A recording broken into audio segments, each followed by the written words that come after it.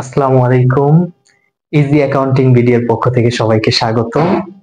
আজকে আমি ডেবিট এবং ক্রেডিট পক্ষ নির্ণয়ের সহজ পদ্ধতি সম্পর্কে আলোচনা করব।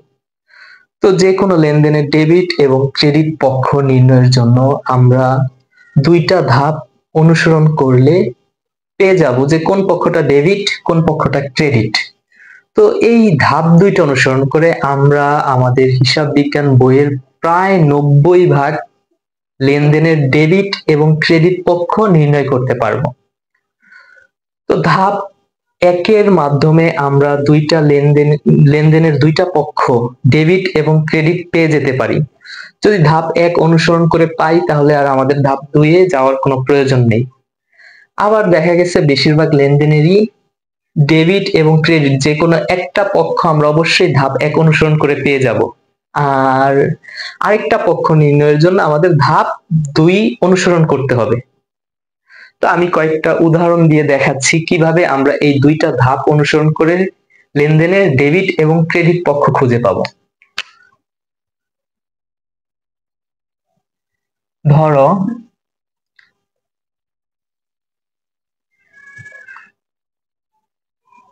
আসবাবপত্র ক্রয় 10,000 টাকা। আসবাবপত্র ক্রয় 10,000 টাকা, এর ফলে প্রতিষ্ঠানে কি আসলো?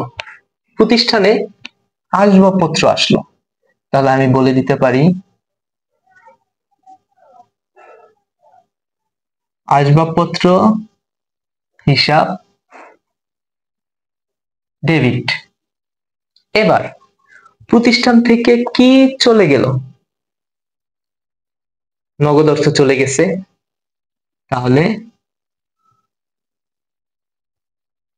নগদান হিসাব ক্রেডিট।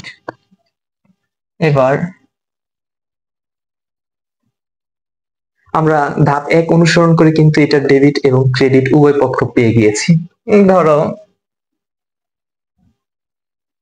বেতন প্রদান 5,000 টাকা।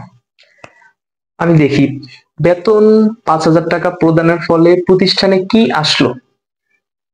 কিছুই আসেনি, তাহলে ডেবিট খুঁজে পেলাম না। কি চলে গেল প্রতিষ্ঠান থেকে? নগদ অর্থ চলে গেল, তাহলে আমি ক্রেডিট পক্ষ পেয়ে গেলাম নগদান হিসাব ক্রেডিট। এবার আমি ডেবিট পক্ষের জন্য ধাপ দুই অনুসরণ করব। কোন হিসাবে গেল? বেতন হিসাবে গেল। তাহলে আমি চোখ বন্ধ করে লিখে দিতে পারি বেতন হিসাব ডেবিট। আচ্ছা, এরপরে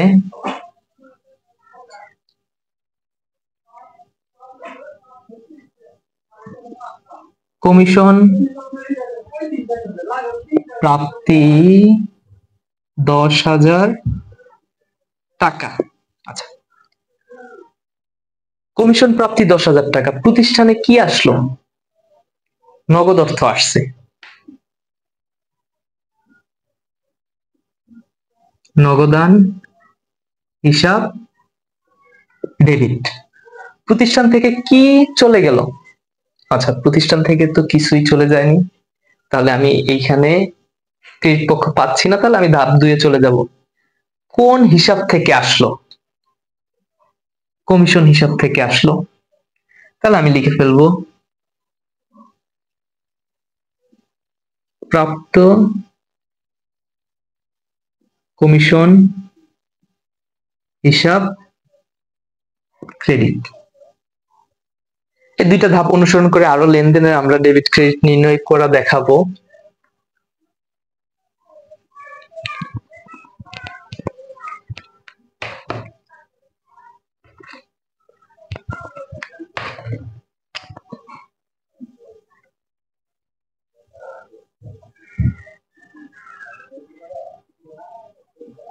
ব্যাংকে হিসাব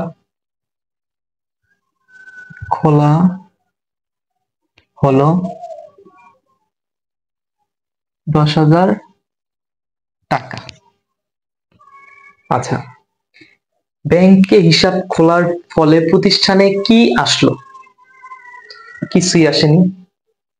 প্রতিষ্ঠান থেকে কি চলে গেল? নগদ অর্থ চলে গেছে। তাহলে নগদান হিসাব ক্রেডিট। এবার ডেবিট পক্ষের জন্য আমি ধাপ 2 অনুসরণ করব। কোন হিসাবে গেল? ব্যাংক হিসাবে গেল।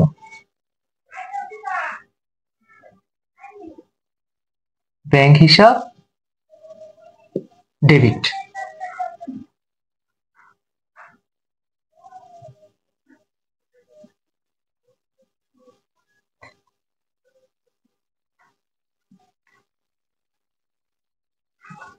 বিজ্ঞাপন প্রদান 10,000 টাকা। বিজ্ঞাপন প্রদানের ফলে প্রতিষ্ঠানে কি আসলো? কিছুই আসেনি। প্রতিষ্ঠান থেকে কি চলে গেল? নগদ অর্থ চলে গিয়েছে। নগদান হিসাব ক্রেডিট। এবার ডেবিট পক্ষের জন্য আমি ধাপ 2 অনুসরণ করব। কোন হিসাবে গেল? বিজ্ঞাপন হিসাবে গেল। বিজ্ঞাপন হিসাব ডেবিট। এরপরে আমাদের ক্রয় বিক্রয়ের ক্ষেত্রে এবং পণ্যদ্রব্য থাকলে যেই সমস্যাগুলো হয় সেটার জন্য আমাদের কিছু নিয়ম মনে রাখতে হবে। যেমন হিসাব বিজ্ঞানের নীতিমালা অনুযায়ী পণ্যদ্রব্য হিসাব আমরা কখনো লিখি না। যেখানেই পণ্যদ্রব্য থাকবে সেখানে আমাদের লিখতে হবে ক্রয় হিসাব, এবং চেক থাকলে আমাদের লিখতে হবে ব্যাংক হিসাব। এছাড়াও পণ্য ক্রয় থাকলে আমরা সেখানে ক্রয় হিসাব ব্যবহার করি, এবং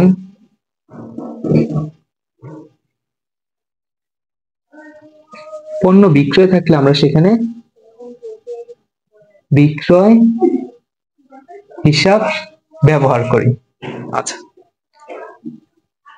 এইটা আমাদের মনে রাখতে হবে। এছাড়াও আমাদের আরেকটা বিষয় মনে রাখতে হবে যে ধারে ক্রয়ের সাথে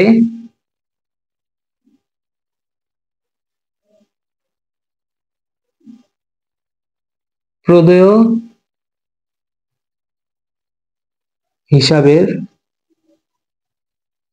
সম্পর্ক, এবং ধারে বিক্রয়ের সাথে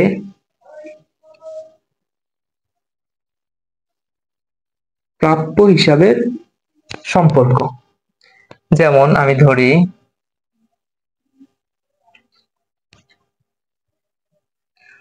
পণ্যদ্রব্য থাকলে ক্রয় হিসাব, যেমন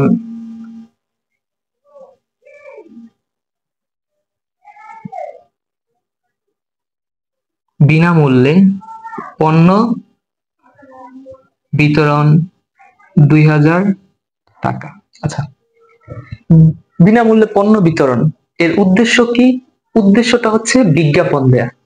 তাহলে বিনামূল্যে পণ্য বিতরণ করার উদ্দেশ্য বিজ্ঞাপন। এখানে আমার প্রতিষ্ঠানে কি আসলো? কিছুই আসেনি। কি চলে গেল? প্রতিষ্ঠান থেকে পণ্যদ্রব্য চলে গিয়েছে। প্রতিষ্ঠান থেকে কি চলে গিয়েছে? পণ্য। তাহলে আমার স্বভাবতই লেখা দরকার ছিল পণ্য হিসাব ক্রেডিট, কিন্তু পণ্যদ্রব্যের পরিবর্তে আমাদের কি লিখতে হয়? ক্রয় হিসাব লিখতে হয়। তো আমি সেই ক্ষেত্রে লিখব ক্রয় হিসাব ক্রেডিট। এবার ডেবিট পক্ষ তো ধাপ 1 থেকে পেলাম না, এবার ধাপ 2 এ চলে যাই। ডেবিট পক্ষের জন্য কোন হিসাবে গেল? বিনামূল্যে পণ্য বিতরণ, উদ্দেশ্য হচ্ছে বিজ্ঞাপন, তাহলে বিজ্ঞাপন হিসেবে গেল। তাহলে বিজ্ঞাপন হিসাব ডেবিট।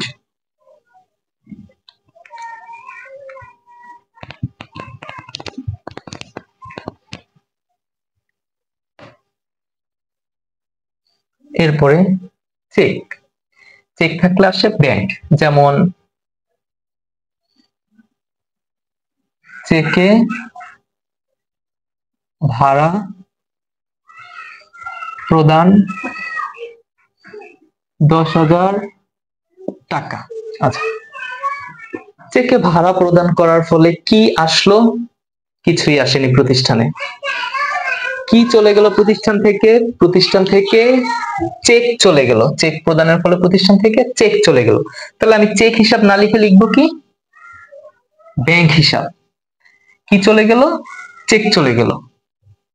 চেক থাকলে লিখতে হয় ব্যাংক হিসাব। তাহলে ব্যাংক হিসাব ক্রেডিট। এবার আমি ধাপ 1 থেকে যেহেতু ডেবিট পক্ষ পাইনি, আমি ধাপ 2 এ চলে যাব ডেবিট পক্ষের জন্য। কোন হিসাবে গেল? ভাড়া হিসাবে গেল। সেক্ষেত্রে ভাড়া হিসাব ডেবিট।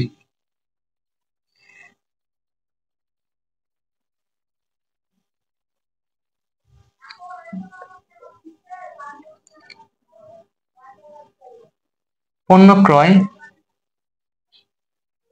40,000 টাকা। আচ্ছা, পণ্য ক্রয় করার ফলে প্রতিষ্ঠানে কি আসলো? প্রতিষ্ঠানে পণ্য আসলো। তো পণ্য ক্রয় করার ফলে যদি পণ্য আসে, আমাদের লিখতে হয় ক্রয় হিসাব। তাহলে ডেবিট হবে ক্রয় হিসাব। এবার কি চলে গেল প্রতিষ্ঠান থেকে? নগদ অর্থ চলে গিয়েছে। তাহলে ক্রয় হিসাব ডেবিট আর নগদান হিসাব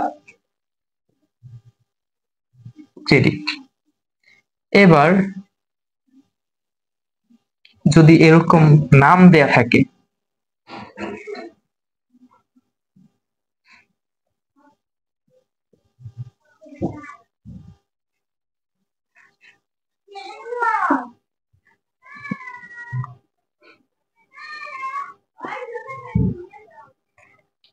এই নিয়মটা আমাদের মনে রাখতে হবে।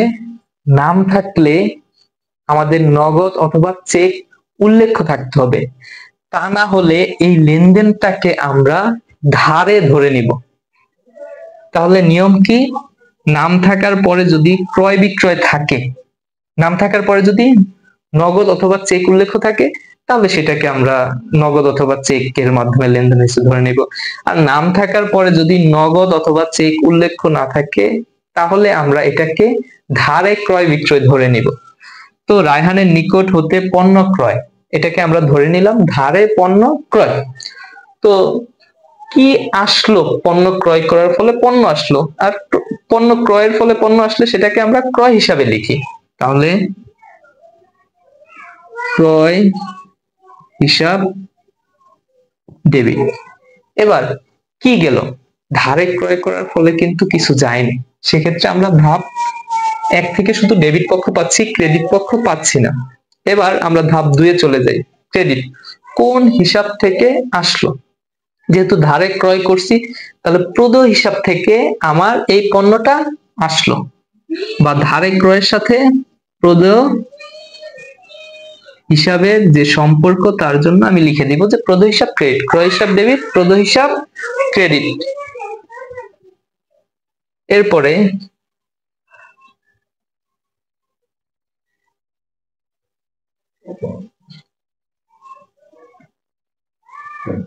চেকে পণ্য বিক্রয় 10,000 টাকা। আচ্ছা, চেকে পণ্য বিক্রয় 10,000 টাকা। প্রতিষ্ঠানে কি আসলো? চেক আসলো। চেক তো আমি লিখতে পারবো না, চেকের পরিবর্তে আমার লিখতে হবে কি ব্যাংক হিসাব। তাহলে ব্যাংক হিসাব ডেবিট। এবার পণ্য বিক্রয় করার ফলে আমার কি চলে গেল প্রতিষ্ঠান থেকে? কিছুই চলে যায়নি। তাহলে আমি ক্রেডিট পক্ষের জন্য দ্বিতীয় ধাপে চলে যাব, কোন হিসাব থেকে আসলো? আচ্ছা, বিক্রয় হিসাবের থেকে আমার চেকটা আসছে, তাহলে বিক্রয় হিসাবের প্রভাবে যেহেতু চেকটা আসছে, বিক্রয় হিসাব ক্রেডিট।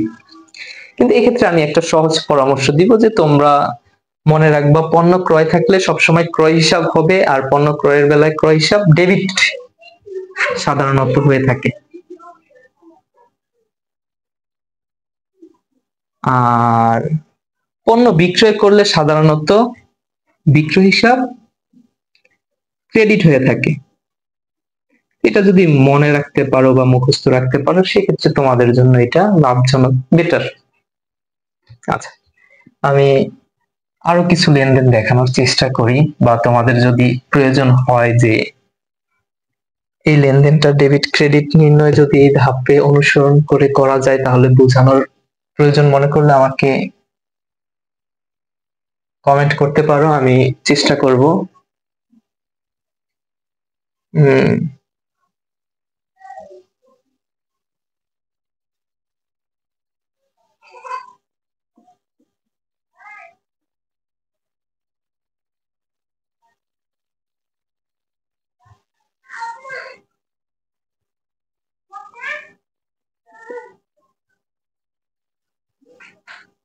আচ্ছা, কামালের নিকট হতে নগদে ক্রয় 10,000 টাকা। আচ্ছা, এর ফলে প্রতিষ্ঠানে কি আসলো?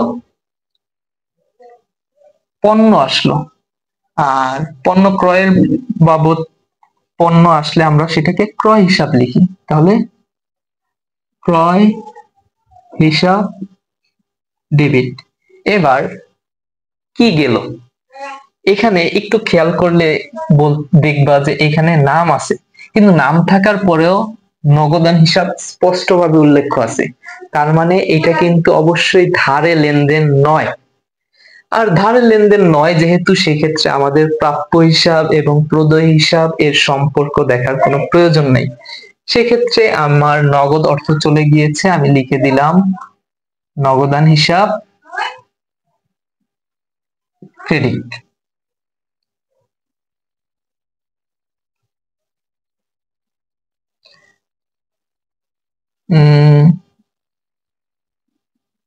রহিমের নিকট বিক্রয় 50,000 টাকা। আচ্ছা, নাম আছে, আমরা জানি নাম থাকলে ধারে, কিন্তু নাম দেওয়ার পরে যদি নগদ উল্লেখ করে দেয় সেক্ষেত্রে ওইটা আর ধারে হয় না, ওইটা নগদেই হয়। এই নাম থাকার ক্ষেত্রে এই বিষয়টা আমাদের মনে রাখতে হবে। যেমন এই লেনদেনে নাম আছে কিন্তু এইখানে নগদ বা চেক উল্লেখ করা নেই, সেক্ষেত্রে এটাকে ধারে ধরে নিব। আর ধারে বিক্রয়ের সাথে কোন হিসাবের সম্পর্ক? প্রাপ্য হিসাবের সম্পর্ক। এটা আমাদের মনে রাখতে হবে। তো ধারে বিক্রয়ের ফলে কি আসলো প্রতিষ্ঠানে? কিছুই আসেনি। কি গেল প্রতিষ্ঠান থেকে? পণ্য বিক্রয় বাবদ পণ্য চলে গেল। তো পণ্য বিক্রয় বাবদ পণ্য চলে গেলে আমাদের লিখতে হয় বিক্রয় হিসাব। তাহলে আমি লিখি বিক্রয় হিসাব ক্রেডিট। এবার আমি তো ধাপ 1 অনুসরণ করে ক্রেডিট পক্ষটা পেলাম, তাহলে ডেবিট পক্ষের জন্য আমার দ্বিতীয় ধাপে চলে যেতে হবে। কোন হিসাবে গেল? প্রাপ্য হিসাবের কাছে চলে গেছে আমার এই পণ্যটা। বা এইভাবে মনে রাখতে পারো যে ধারে বিক্রয়ের সাথে যেহেতু প্রাপ্য হিসাবের সম্পর্ক, তাহলে প্রাপ্য হিসাব ডেবিট হবে।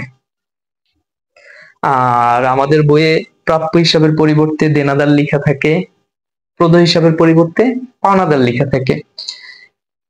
আবার অনেক সময় এটা উল্লেখ থাকে না। ধরো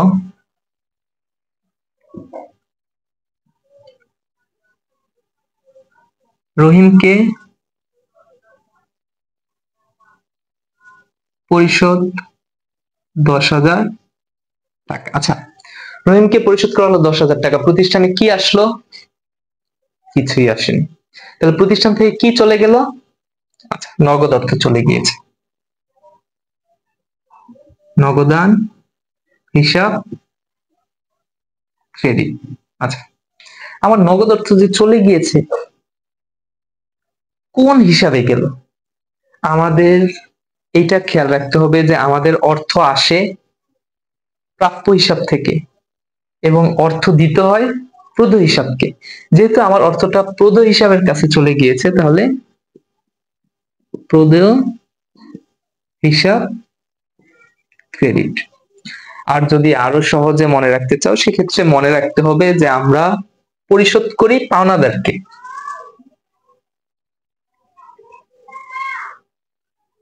পরিশোধ, এটা একটা নোট।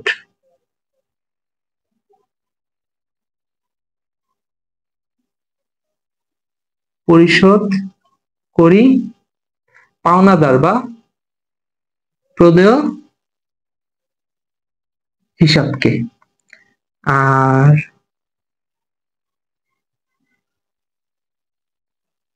নগদ অর্থ পাই, আর নগদ অর্থ পাই প্রাপ্য হিসাব থেকে।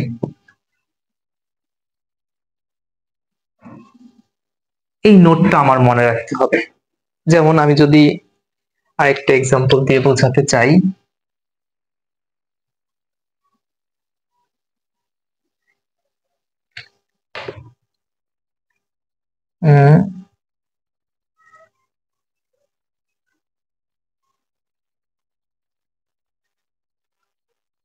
রহিমের নিকট হতে 10,000 টাকার চেক প্রাপ্তি। আচ্ছা, তাহলে আমার প্রতিষ্ঠানে কি আসলো? চেক আসলো। আর চেক থাকলে আমাদের লিখতে হয় ব্যাংক হিসাব। তাহলে আমি চোখ বন্ধ করে লিখে ফেলবো ব্যাংক হিসাব ডেবিট। এবার কি চলে গেল প্রতিষ্ঠান থেকে? আমার প্রতিষ্ঠান থেকে কিছুই চলে যায়নি। তাহলে আমার ক্রেডিট পক্ষ খোঁজার জন্য দ্বিতীয় ধাপ অনুসরণ করতে হবে। দ্বিতীয় ধাপে কোন হিসাব থেকে আসলো? সাধারণত আমরা নগদ অর্থ পাই প্রাপ্য হিসাব থেকে। তাহলে প্রাপ্য হিসাব থেকে যেহেতু আসছে, প্রাপ্য হিসাব ক্রেডিট। এছাড়াও আমাদের আরো কিছু লেনদেন থাকতে পারে, সেক্ষেত্রে আমি নোট দিয়ে দিচ্ছি।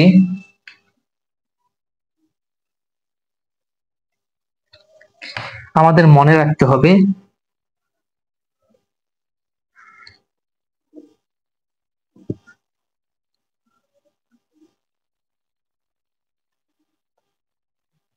মালিক ব্যবসায়ে কিছু দিলে সেটাকে আমরা বলি মূলধন, এবং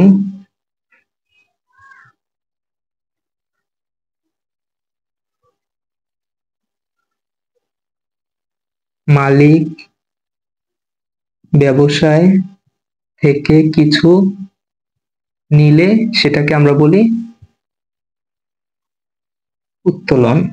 আচ্ছা, মালিক ব্যবসায় কিছু দিলে সেটা মূলধন, মালিক ব্যবসা থেকে কিছু নিলে সেটা উত্তোলন।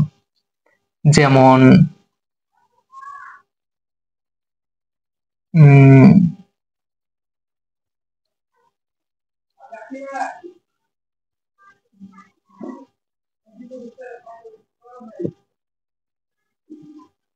মালিকের ব্যক্তিগত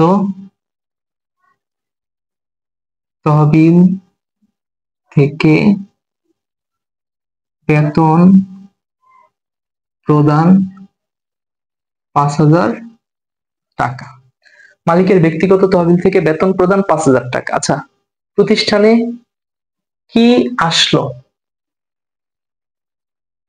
যদি আমি এখানে হিসাব করি যে প্রতিষ্ঠান থেকে কি আসলো, প্রতিষ্ঠানে কি আসলো, প্রতিষ্ঠানে মালিকের নিকট, আচ্ছা, এবং কি গেল। আচ্ছা, আমার এই দুইটা প্রশ্নের কোন প্রশ্নের উত্তর আসছে না যে কি আসলো বা কি গেল। আমি যদি হিসাব করি যে কোন হিসাবে গেল,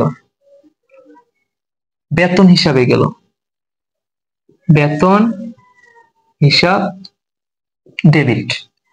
এবার ক্রেডিট পক্ষ পাওয়ার জন্য প্রশ্ন করি কোন হিসাব থেকে আসলো। আসলে আমাদের এটা মালিকের হিসাব থেকে আসলো, আর মালিকের নিকট থেকে ব্যবসায়িক কিছু আসলে সেটাকে আমরা বলি মূলধন। তাহলে মূলধন হিসাব ক্রেডিট। সহজভাবে যদি আমরা মনে রাখতে পারি যে মালিক ব্যবসায় কিছু দিলে মূলধন, যেমন মালিকের ব্যক্তিগত তহবিল থেকে বেতন প্রদান, তার মানে মূলধন হিসাব ক্রেডিট।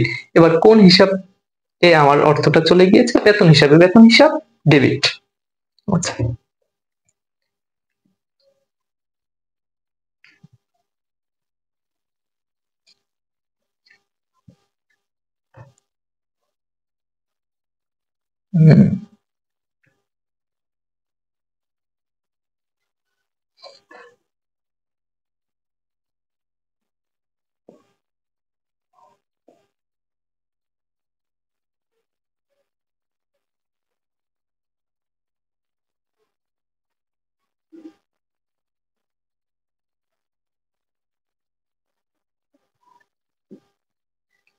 ব্যবসা থেকে নগদ অর্থ উত্তোলন 10,000 টাকা, আর উত্তোলনটা মূলত মালিক করে। সেক্ষেত্রে আমার ধাপ 1-কে আমি চলে যাই, কি আসলো। ব্যবসা থেকে নগদ অর্থ উত্তোলন করার ফলে প্রতিষ্ঠানে কিছু আসেনি, প্রতিষ্ঠান থেকে কি চলে গেল, নগদ অর্থ চলে গিয়েছে। সেক্ষেত্রে আমি বলতে পারি যে নগদান হিসাব ক্রেডিট। এবার আমি ডেবিট পক্ষ পাওয়ার জন্য ধাপ 2-এ চলে যাব। কোন হিসাবে গেল, মালিকের হিসাবে চলে গিয়েছে, কারণ ব্যবসা থেকে নগদ অর্থ কেবল মালিক উত্তোলন করতে পারে। সেক্ষেত্রে উত্তোলন হিসাব ডেবিট। আর সহজভাবে যদি আমি মনে রাখতে পারি যে মালিক ব্যবসা থেকে কিছু নিলে সেটাকে উত্তোলন বলবো, সেক্ষেত্রে উত্তোলন হিসাব ডেবিট। এবার এরকম থাকতে পারে যে মালিক কর্তৃক পণ্য উত্তোলন 5,000 টাকা। মালিক নগদ অর্থ উত্তোলনের পরিবর্তে পণ্য উত্তোলন করতে পারে। সেক্ষেত্রে আমি দেখি যে মালিক কর্তৃক পণ্য উত্তোলন যেহেতু করা হয়েছে, প্রতিষ্ঠানে কি আসলো, কিছুই আসেনি। কি গেল, প্রতিষ্ঠান থেকে পণ্য চলে গিয়েছে, আর পণ্য দ্রব্য থাকলে আমরা তার পরিবর্তে লিখি ক্রয় হিসাব। তাহলে আমি ক্রেডিট পক্ষ পেয়ে গেলাম ক্রয় হিসাব ক্রেডিট।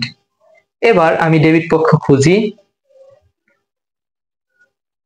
আচ্ছা, আমি বলেছিলাম যে মালিক কর্তৃক যখন বলা থাকবে আমরা তখন ধাপগুলো অনুসরণ না করে চোখ বন্ধ করে এখানে চলে যেতে পারি।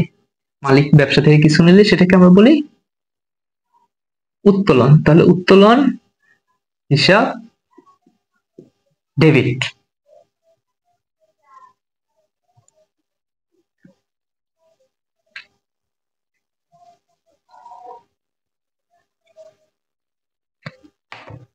এরপরে ধরো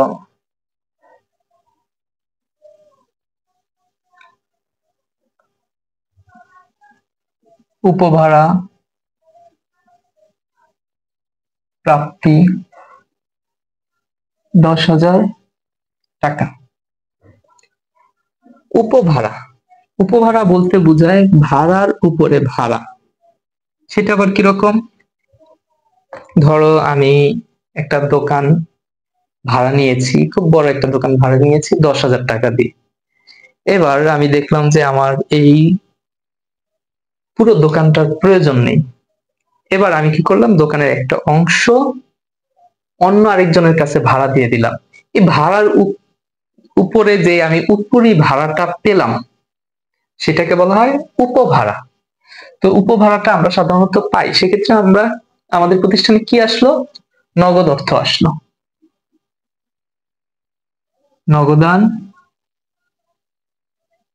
হিসাব ডেবিট।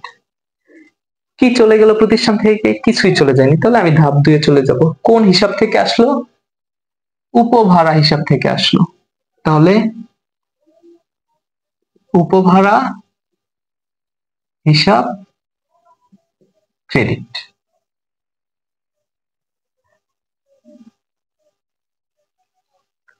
তারপরে